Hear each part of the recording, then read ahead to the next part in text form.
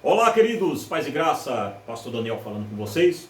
Queridos, como vocês já sabem, nós estamos estudando sobre o grande reset mundial. E o grande reset mundial, a ordem Abichal, nós estamos falando sobre esse assunto.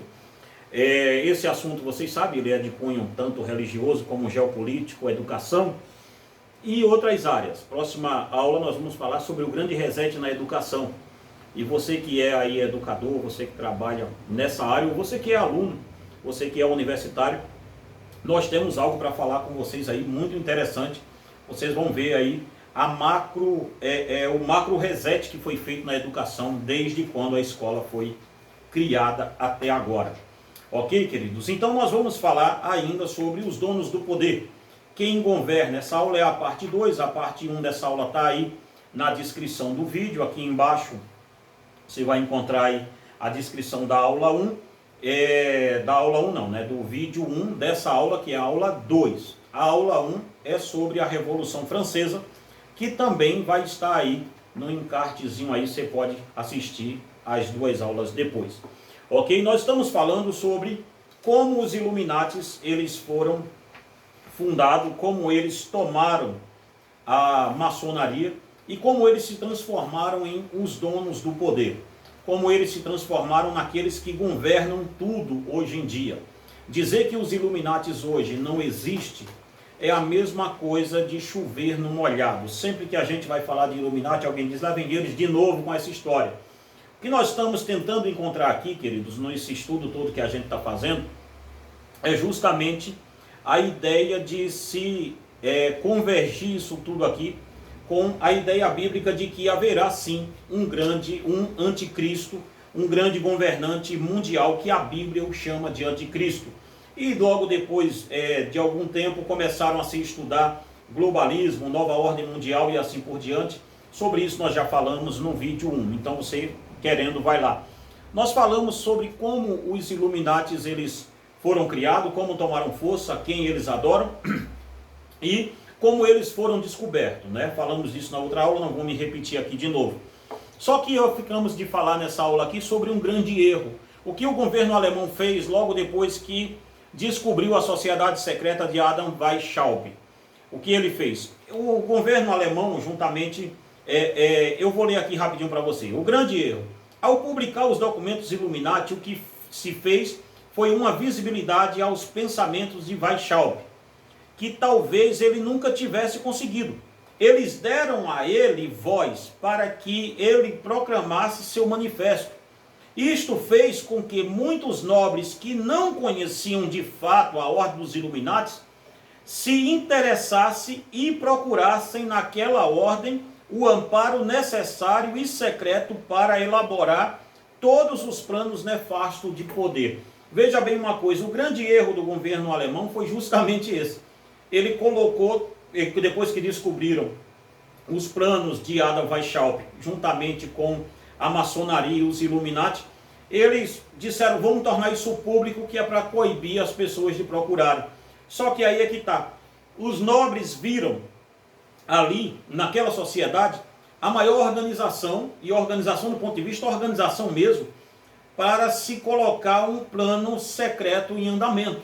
Eles viram em Adam Weishaupt esse líder, essa ideia de se ter uma sociedade secreta tão poderosa, com homens tão poderosos ao ponto de ali se ter um amparo para se ter um plano secreto para se governar o mundo, destruir poderes, destruir governos, destruir com a Igreja Católica na época,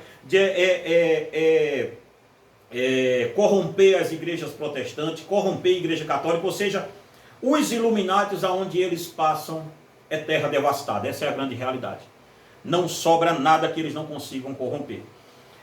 Só que a sociedade foi secreta, a sociedade secreta foi descoberta, então tornou-se, logicamente, proibido ser Illuminati. O que eles fizeram? E agora nós vamos estudar rapidinho essa parte aqui, com o tema novos rótulos para o uísque envelhecidos. Ou seja, eles tiraram o rótulo, não era mais Illuminati. Como já falamos, a ordem do Illuminati é parasitária, ou seja, ela não subsiste sozinha, ela precisa de um hospedeiro para sugar a vida. Dessa forma, como já vimos, as ideias dos Illuminatis acenderam a fogueira e amolaram as lâminas das guilhotinas da Revolução Francesa. Se você pegar o vídeo que está aí na descrição sobre a Revolução Francesa, você verá que a Revolução é chamada de a Revolução dos Iluminados. Desculpa que eu estou suando, que o calor aqui em Minas Gerais hoje, a gente está mais perto do sol. Imagina se a música da Cássia Eller tocasse e dissesse quando o segundo sol nascer. Imagina bem como é que vai ser isso aqui, viu? Se com o sol já está assim, e tá de noitinha, hein? Tá aí, bem à noite e ainda está assim, Jesus amado. Mas veja bem isso aqui, queridos. O que se tem aqui é o seguinte: o ideal da Revolução Francesa foi todo engembrado e todo calcado, estribado em cima dos ideais Illuminatis. Essa é a grande realidade. Mas quando os Illuminatis viram que iriam ser perseguidos, resolveram mudar de nome publicamente e manterem seus nomes secretamente. Sobre isto, Robin de Ruyter diz: em nossos dias existe a Sociedade da Mesa Redonda, que foi fundada em 1891, como sucessora do grupo de Weishaupt. A Mesa Redonda luta em clara relação com as ideias dos Illuminatis, pela destruição de todas as soberanias nacionais, e sai entrega a um corpo governante e elitista, protótipo de uma nova ordem mundial. A filial norte-americana da Mesa Redonda chamava-se a National Civic Federation, nome que foi trocado em 1921 pelo Council on Foreign Relations, Conselho de Relações Exteriores, o qual hoje pertence mais ou menos uns 1.700 membros. Desde sua fundação, todos os presidentes dos Estados Unidos, menos Ronald Reagan, foram membros do CFR. Inclusive o ex-presidente George Bush chegou a ocupar o posto de diretor da instituição em 1977, o Bush pai, né? Quase todos os membros do CFR ocupam os postos mais importantes do governo, na política, na CIA, nas altas finanças internacionais e na imprensa. O nome desse livro é O Anticristo. Tá? Veja bem uma coisa, o que os Illuminatis fizeram? Eles foram trocando de nome, justamente para dar aquela ideia de que acabou essa sociedade secreta. Ela não existe mais. Ora, se ela não existe mais, então ela some. Mas só que quando nós vamos buscar nomes como Conselho de Relações Exteriores dos Estados Unidos, e antigamente Mesa Redonda, que depois passou a se chamar Conselho de Relações Exteriores norte-americano, nós vamos ver ali todos os ideais antigos dos Illuminatis ali dentro. Então, eles não deixaram de existir, eles só mudaram de nome. E aí o que eles fizeram? Dessa forma, todos os grandes Illuminatis fundaram uma organização de banqueiros e empresários internacionais, chamado de Clube de Bilderberg. Mas para falar um pouco sobre este clube, devemos aqui parar um pouco e falarmos sobre a maçonaria dos escolhidos, a verdadeira face do diabo. O que os Illuminatis fizeram, aqui para a gente introduzir rápido esse tema com vocês, foi o seguinte. De novo eu quero declarar isso para vocês. Nem todo maçom é Illuminati, mas todo Illuminati é maçom. Por quê? Porque ele precisa da maçonaria para subsistir.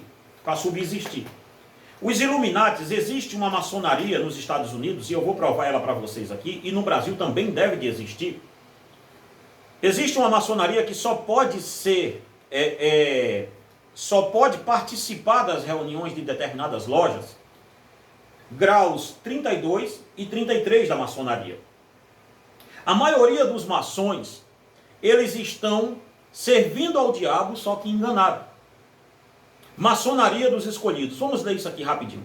Como já afirmamos, os Illuminatis tomaram os altos escalões da maçonaria e por isso não precisam mais de um espaço para se reunirem. Foi assim que eles criaram uma maçonaria dentro da maçonaria, tão secreta que ela é escondida até mesmo dos próprios maçons, que pensam não haver segredo para eles dentro da sociedade. Para entendermos bem isto, devemos recorrer a um dos maiores nomes dentro da maçonaria Illuminati, que é o Albert Pike. Ele era uma figura macabra do ponto de vista idealista e ocultista, um adorador de Lúcifer do grau mais assustador que já vimos. Mas como Weishaupt conseguiu fazer com que as suas ideias se propagassem desde a Alemanha e, consequentemente, toda a Europa e também os Estados Unidos? Porém, quando este morreu em 1830, um poderoso maçom por nome de Albert Pike foi escolhido pela Irmandade dos Estados Unidos para continuar a obra dos Illuminatis dentro dos Estados Unidos. Se você buscar, e nós vamos estudar mais sobre essa figura em outras aulas, quem foi Albert Pike, ele merece quase que uma aula somente, uma aula de mais ou menos 1 hora, somente para falar dessa figura aqui. Somente para falar dela. Mas vamos lá. Pike era um sujeito muito perigoso, pois em 1871, ele elaborou um plano para a declaração de vida da Revolução Mundial que colocaria o mundo na maior desordem já vista, para que depois ele pudesse implantar a nova ordem. Sobre isso nós falaremos mais adiante no capítulo Ordem Abixal. Mais tarde, em outras aulas, nós vamos falar sobre isso aqui. Este homem é responsável por escrever toda a principal doutrina da maçonaria até a presente data. Nenhum maçom se atreve a contestar seus escritos. Este livro, que se chama Moral e Dogma, escrito por Pike, é a famosa Bíblia da maçonaria. Ali encontramos quem de fato os Illuminatis adoram e como a própria maçonaria tem uma ala secreta dentro dela mesma. Veja o que o próprio Pike afirma sobre isso. Para provar que existe uma maçonaria secreta, uma maçonaria dos escolhidos dentro da própria maçonaria, ou seja, existem graus dentro da maçonaria que nem os maçons mais baixos conseguem atingir e conseguem entender o que está acontecendo. Eu vou citar aqui o livro Moral e Dogma, página 819, de Albert Pike, e veja o que ele diz sobre os maçons. Os níveis azuis não são mais do que a parte de fora do templo. Os níveis azuis não são mais do que a parte de fora do templo. Parte dos símbolos é exposta ali para os iniciantes. É intencional que eles não entendam, mas é intencional que eles pensem que entenderam. Veja o que ele está dizendo. É intencional que os maçons das lojas azuis pensem mesmo que entenderam tudo o que é maçonaria. Mas é intencional, do ponto de vista dos graus maiores, que eles não entendam nada sobre isso. Olha que coisa louca isso aqui.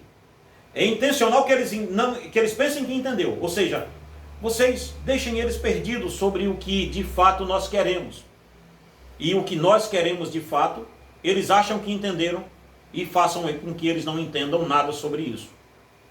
Aqui vemos claramente que dentro da maçonaria existe uma sociedade secreta de maçons de alto nível, que não atuam em baixo nível. A maior parte dos maçons enganados não passam de graus azuis, e assim eles vivem num engano sem precedente. Se eles mesmos lessem os livros dos ritos da própria ordem dos maçons, saberiam rapidamente que estão sendo enganados. Sendo assim, eles não sabem que a maçonaria, eles não sabem o que é a maçonaria secreta. Eles não sabem que a maçonaria secreta só começa, de fato, a partir do grau 30 em diante. Todo maçom que vem ali, grau companheiro, mestre maçom, tal, todos eles você vai conversar e você vê ali que há um ideal ali que você diz: Pastor Daniel deve estar errado, esses caras não são satanistas. Porque os caras, eles querem o bem comum das pessoas. Mas essa é a ideia, querido. Porque o que está acontecendo de fato nos altos graus da maçonaria, que não é mais maçons simples, e sim iluminatis que tomaram lugar deles. Você não sabe o que está acontecendo lá, mas eu vou citar aqui. Cristina Martin Jimenez diz: ao contrário da crença difundida de que os Illuminatis teriam sido extinguidos de sua ordem no final do século XIX, podemos afirmar que a organização continua atuante até o presente. Hoje em dia ela está integrada à cúpula superior da maçonaria moderna. Hoje em dia ela está constituindo o quadro dos eleitos. Acima do quadro geral da maçonaria invisível encontra-se o Conselho dos 33. Veja o que ela vai dizer aqui. Formado pelos 33 maiores autoridades maçônicas do mundo. Sobre eles está o Grão Concílio dos 13, integrado por 13 grandes druidas. Acima desses opera o tribunal e por último aparece o nome importante do grau 72 dos cabalistas, que significa iluminado. Chama a nossa atenção que o comitê diretor do Clube de Bilderberg seja formado por 33 membros. Esse livro que eu citei é de Cristina Martin Jimenez, que é Os Donos do Mundo. Sendo assim, fica bem fácil entender que os Illuminatis estão seguindo para colocar a sua república anticristã em ação neste exato momento. E como os Illuminatis fazem então, já que eles têm o Conselho de Relações Exteriores na mão? Fundaram o Clube de Bilderberg. O Clube de Bilderberg, queridos, é um clube fundado por famílias de alto nível de dinheiro. E o que essas famílias fizeram para estabelecer o controle mundial? Eles criaram instituições que são chamadas instituições supranacionais. Veja bem uma coisa, depois da Segunda Guerra Mundial, uma das coisas que foi criada pelos Rothschild foi justamente a ideia de, não só Rothschild, Rockefeller, e aí segue essas famílias que estão lá acima da cúpula mesmo do poder da riqueza. Essas famílias, elas fizeram uma coisa interessante, elas começaram a criar, primeiro o Clube de Bilderberg, primeiro o Conselho de Relações Exteriores, que é o CFR. Depois eles começaram a criar grupos como o Bilderberg, e dali parte os grupos como Fundo Monetário Internacional, que é o FMI, os bancos internacionais, as famílias maiores como Rothschild, Rockefeller, os Morgans, que é a JP Morgan, do DuPont, que é Pierre Samuel DuPont, os Bushes, e todas essas outras famílias, elas começaram a se reunir para criar relações instituições supranacionais. E daí partiu a maior criação deles, que é a ONU. A ONU foi criada por eles. A ONU hoje, debaixo do guarda-chuva da ONU, a ONU conseguiu hoje, com seus tentáculos de instituições supranacionais, a ONU tem a Unesco, tem esse negócio de criança esperança aí, faz parte da Unesco, né? O Unesco, tem a OMS, Organização Mundial da Saúde, tem a Organização Mundial do Comércio. Ou seja, a ONU conseguiu fazer, debaixo do guarda-chuva da Organização das Nações Unidas, nasceu todos os tentáculos que eles queriam para governar e para destruir com soberanias nacionais. Não importa em quem você vote, o importante é que ele não vai governar nada. Por que isso? Porque se você quiser seguir a política, você tem que seguir quem manda. Quem manda é o dinheiro. Quem manda são essas instituições financeiras. Veja bem uma coisa. Basta você buscar aí, aqui mesmo nessa plataforma do YouTube, busca assim, os financiadores de Hitler na Segunda Guerra Mundial. Você vai encontrar as instituições americanas, todas elas financiando Hitler. Que coisa louca. os Bush, muitas instituições multinacionais estavam lá financiando Hitler. Uma coisa assim absurda. Muitas instituições dando as mãos ao Mussolini na Itália. Então veja bem uma coisa, não adianta quem esteja no poder. O importante é quem governa. E quem governa não é quem está no poder. Conta-se uma história aqui no Brasil, eu não vou dizer o nome da empresa, porque foi envolvido em um monte de escândalo e possa ser que dê problema nesse vídeo, então não quero isso. Mas conta-se uma história aqui no Brasil, de que certa vez um presidente foi tomar posse e estava lá um figurão de uma mega, super, hiper, super, mega empresa no Brasil. Ele estava lá e o presidente eleito olhou para ele e falou assim: ora, você também está aqui? E ele disse ao presidente: não, eu sempre estou aqui. Quem muda são vocês. Olha que frase. Eu sempre estou aqui, quem muda são vocês. Então veja bem uma coisa aqui. Nós temos que começar a entender, querido, que o que é que essas instituições supranacionais elas fazem? Elas entram como instituições de médio porte, criado pelo próprio sistema de Bilderberg.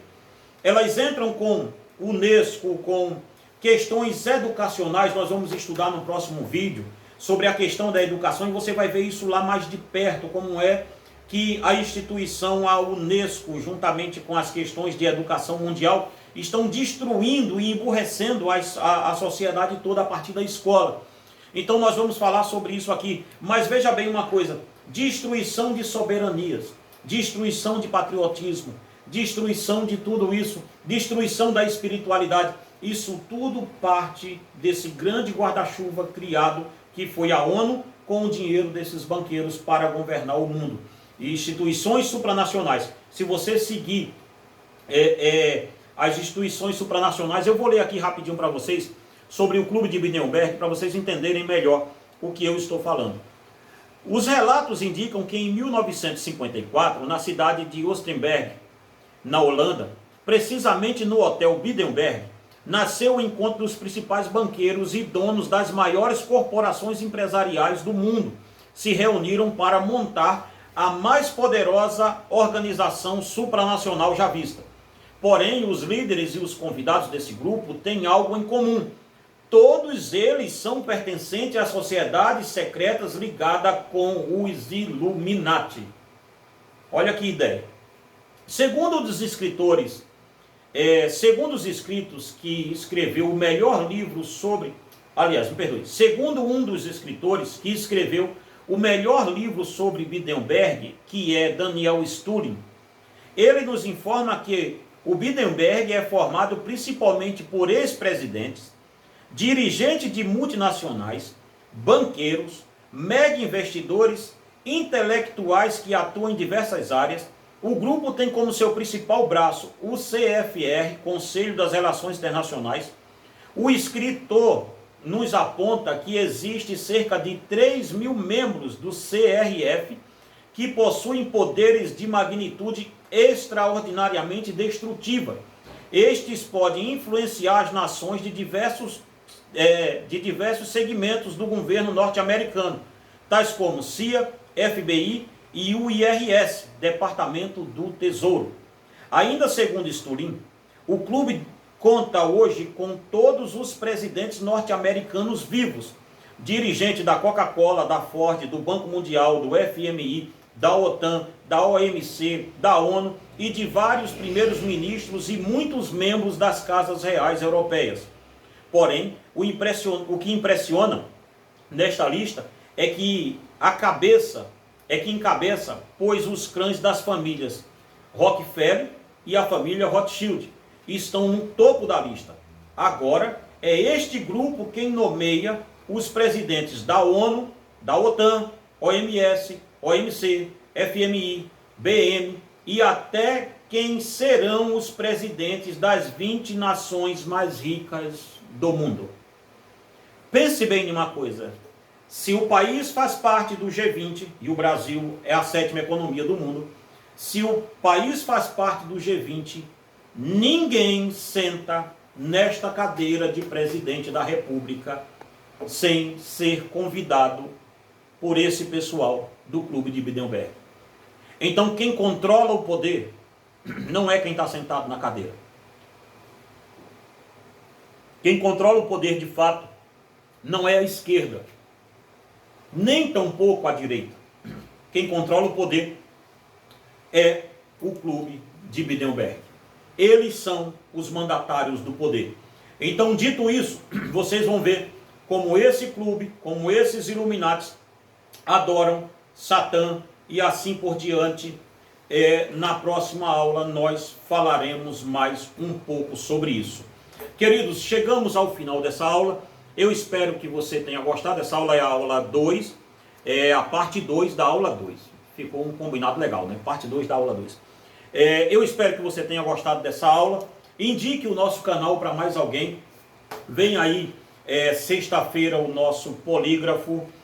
Sábado nós temos a clínica da família. Nós vamos estar trabalhando aqui sobre será que é TDAH. Eu também sou terapeuta familiar, conselheiro cristão, trabalho com família há muitos anos. Eu tenho hoje 44 anos, eu acho que tem 20 anos que eu trabalho com família. Então eu espero em Cristo poder ajudar você também. E esse curso aqui, nós também temos a formação necessária para estar falando sobre isso. Que Deus em Cristo te abençoe e te guarde em nome de Jesus.